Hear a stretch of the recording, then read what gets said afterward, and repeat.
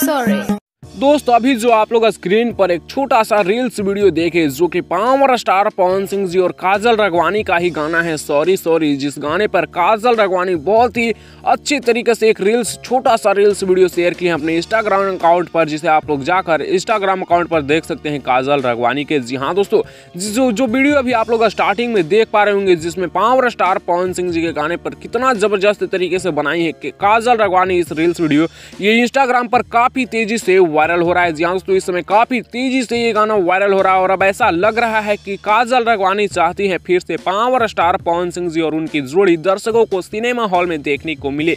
यानी आप लोग समझ चुके होंगे कि काजल राघवानी पवन सिंह जी कोई नया फिल्म इस समय ला सकते हैं। फिलहाल आप लोगों को क्या लगता है कि पवन सिंह और काजल राघवानी को फिर से एक बार साथ में आना चाहिए? आप लोग अपना राय नीचे कमेंट्स में दीजिएगा। फिलहाल इस रील्स वीडियो के बारे में आप लोगों का क्या है कहना, और आप लोगों को क्या लगता है कि कोई सॉन्ग भी पावर स्टार पवन सिंह जी को इस समय काजल राघवानी के साथ करना चाहिए या फिर नहीं? नीचे कमेंट्स में बताइएगा। फिलहाल मैं इस वीडियो को खत्म कर रहा हूँ। वीडियो कैसा लगा नीचे कमेंट्स में बताइएगा। अपडेट पसंद आएगा तो लाइक शेयर सब्सक्राइब करना ना भूलिएगा।